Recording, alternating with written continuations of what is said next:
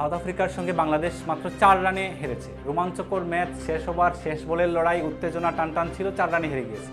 এই 4 রান নিয়ে কিন্তু আরেকটা আলোচনা আছে। 4 রান বাংলাদেশ পায়নি বলে অনেকেই মনে করছেন। কেন পায়নি সেই আলোচনাটা আমরা করছি। তার আগে বলছি 17তম ওভারের ঘটনা। 17তম ওভারে মাহমুদুল্লাহ রিয়াদ ব্যাট করছিলেন। অটানিল ভার্টম্যান সাউথ আফ্রিকার পেস বোলার, তার বলে খেলতে গিয়ে মাহমুদুল্লাহ রিয়াদ পরাস্ত হন। লেগ সাইডে খেলতে গিয়েছিলেন, পরাস্ত হয়েছেন। বোলার এবং ফিল্ডাররা জোরালো আবেদন করেন এবং আম্পায়ারও আউটের সিদ্ধান্ত দেন। বল ততক্ষণে কিন্তু আবার পিছন দিক থেকে বাউন্ডারি লাইন পেরিয়ে গিয়েছে। মাহমুদুল্লাহ স্বাভাবিক কারণেই রিভিউ নেওয়ার সিদ্ধান্ত নেন এবং রিপ্লেতে দেখা যায় যে আম্পায়ার যে সিদ্ধান্তটা দিয়েছিলেন সেটা ছিল ভুল। বল লেগ স্টাম্প মিস করে যাচ্ছিল। স্বাভাবিক কারণেই মাঠের আম্পায়ারের সিদ্ধান্তটা বদলে দেন টিভি আম্পায়ার। ওভারটার্ন হয়, বাংলাদেশের রিভিউ সাকসেসফুল হয় এবং মাহমুদুল্লাহ নট আউট থেকে যান।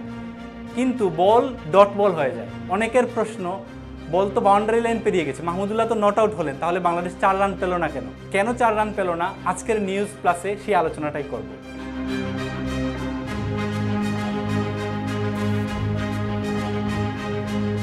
আইসিসির আইনে আছে, মাঠের আম্পায়ার যখন কোনো ব্যাটসম্যানকে আউটের সিদ্ধান্ত দেন, যে কোনো আউটই হতে পারে, আউটের সিদ্ধান্ত দেওয়ার পরপরই কিন্তু বলটা ডেড হয়ে যায়।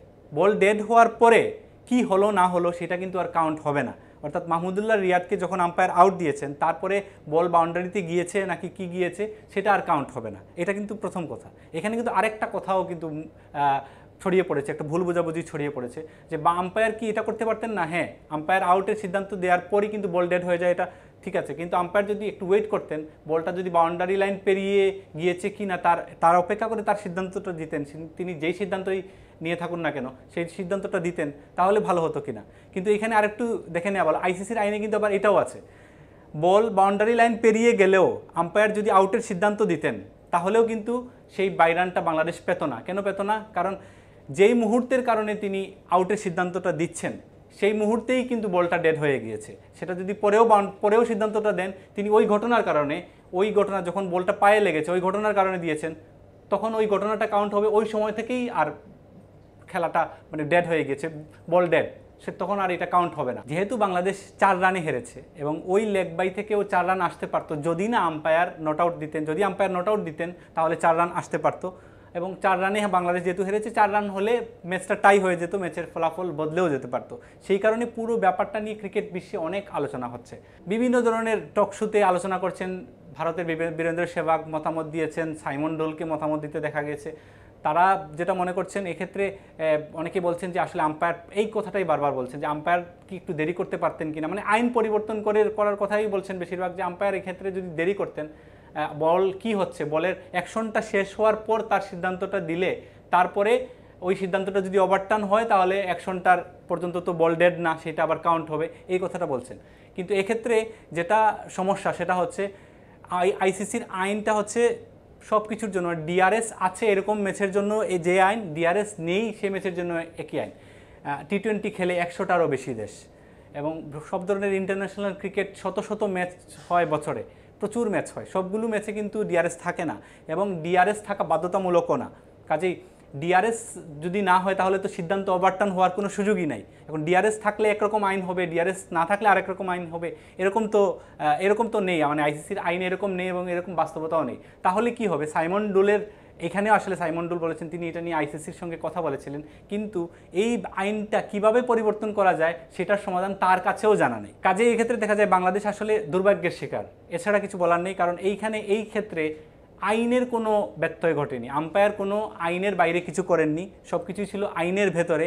কিন্তু বাংলাদেশ আনলাকি এই ক্ষেত্রে বলা যায়, যদি আম্পায়ার ওই ভুল সিদ্ধান্তটা না দিতেন, যেটা ওভারটার্ন হয়েছে, তাহলে বাংলাদেশ 4 রান পেয়ে যেত। কিন্তু বাংলাদেশ 4 রান পায়নি। এক্ষেত্রে বাংলাদেশ নিজেদেরকে আনলাকি ভাবতে পারে, আক্ষেপ করতে পারে, কিন্তু এর বাইরে আসলে কিছু করার নেই। আরও একটা সিদ্ধান্ত নিয়ে কিন্তু আলোচনা হচ্ছে, ফেসবুকে, সামাজিক যোগাযোগ মাধ্যমে সবখানে আলোচনা হচ্ছে।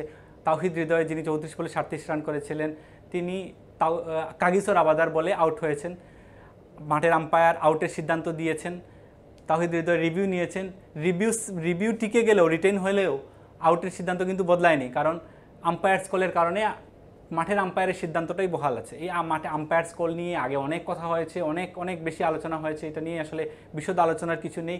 কারণ মাঠের আম্পায়ার যদি আউট দেন, এক্ষেত্রে ধরেন সাউথ আফ্রিকা মাঠের আম্পায়ার যদি নট আউট দিতেন এবং সাউথ আফ্রিকা যদি রিভিউ নিত তাহলে এটা নট আউট হয়ে যেত। যেহেতু মাঠের আম্পায়ার আউট দিয়েছেন, বল ক্লিপিং ছিল, আউটের সিদ্ধান্ত বহাল আছে। এক্ষেত্রে যদি আম্পায়ার্স কল উঠিয়ে নেওয়া হয় তাহলে কি হতো? আম্পায়ার্স কল উঠিয়ে নিলেও আসলে এই ক্ষেত্রে আম্পায়ার্স কল যদি একদমই না থাকতো তখন দেখা হতো যে শুধু স্টাম্পে লেগেছে কিনা, বোলিং ইনলাইন কিনা, ইম্প্যাক্ট ইনলাইন কিনা, বাকি সবগুলো ঠিক আছে কিনা, উইকেট হিটিং কিনা, উইকেট কতটা হিটিং সেটা কিন্তু আর দেখা হতো না, সেক্ষেত্রে কিন্তু এটা আউটই হতো।